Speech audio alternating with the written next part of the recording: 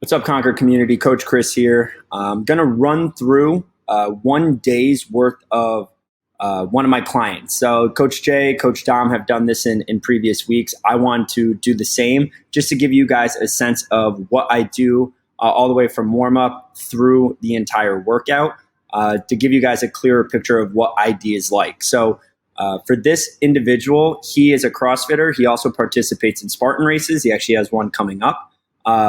So with it, we're chasing a couple things, and I actually recently just got it started with him.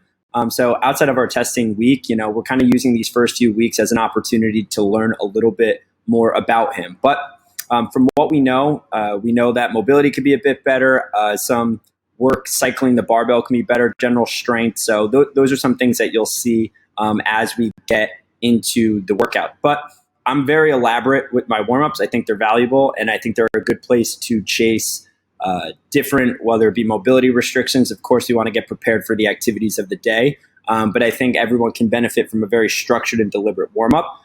So here I have, I always give the suggestion of getting warmed up on a bike or a rower, just at an easy effort to get the body warm. But then 1 to 2 rounds for him in this workout for this day. I have him hitting a lot of hip mobility work in different positions, some hip cars. I like to be dynamic. I like to get people moving and tackling multiple positions. So with the Kang squat, with the hip airplanes, they do just that. And then finally, just some light banded work, not so much for activation, but I think it's quality work that can help to address some weak outside hips, et cetera, as well as get them prepped for activity. So once he gets through that, we got the meat and potatoes down here. It's not the most volume intensive day. Again, he has a race coming up, so we wanted to be mindful of that to keep him fresh so he can be competitive there. But based on some of his weaknesses, we're starting off with clean grip deadlift. With that, we're looking to keep to tempo. So it's 3 down, 3 coming off the floor. Just an opportunity to work on strength within positions as he's pulling from the floor all the way up to the hip. 6 reps. You do the quick math. At 6 times 6, he's going to be working for about 40 to 45 seconds. So it's pretty long sets, but with it, he'll have less weight on the bar with that tempo, and just, again, a great chance to work on positions and positional strength. But then once we finish that, like I said before, something that we wanted to work on is cycling the barbell. So he knows this. We communicate frequently. So he knows that with this EMOM, he's going for 8 minutes. So every minute on the minute, he's got 3 reps of a touch and go power snatch. He's pretty good with the movement, but this is an opportunity for him with a relatively lighter bar to work on that touch point coming down, again, and keeping that bar close. So he knows to film for this, so I'll be and have a chance to see what he's done, and then we could always sit down and review after.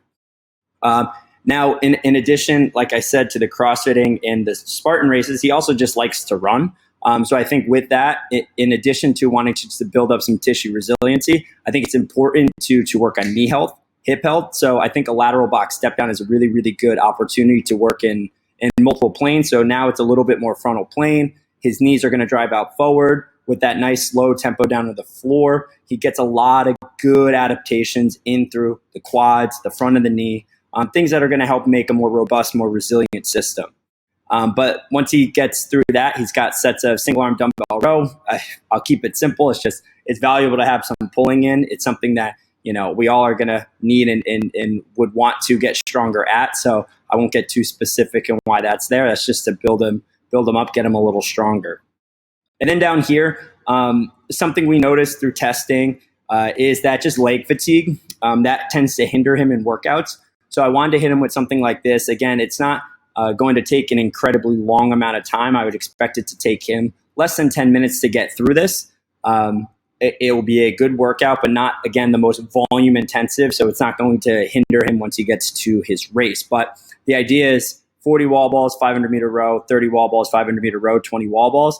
And in that, again, he's going to be moving through both like a hip and knee dominant pattern the entire time, having to control that ball coming down from the target, and obviously just pushing hard in the row. Just a lot of work on the legs, and I wanted to see how he handled it. I wanted to see, throughout this workout, if there was any sticking points, if if it was the legs that really kept him from being successful, did they get heavy? Did that impact things, or was it something else? So that's what I had planned for him there. And that's the session. Again, in this case, again, we have things coming up, so that dictates what I'm going to program for him. But we always want to keep mind to what his limitations are and make sure that we're finding the best ways to address that, considering everything else. So to me, that's the value of ID. We really get a chance to work with you around your schedule, your lifestyle, what your goals are, what your limitations are. And I think we at Conquer do a pretty good job to make sure that we can take you all from A to B to C all the way to Z. So again, that's just a quick walkthrough of just one day. It's actually day 4 in the week for my client. If you guys have any questions, always reach out. Otherwise, I look forward to talking to you all again soon.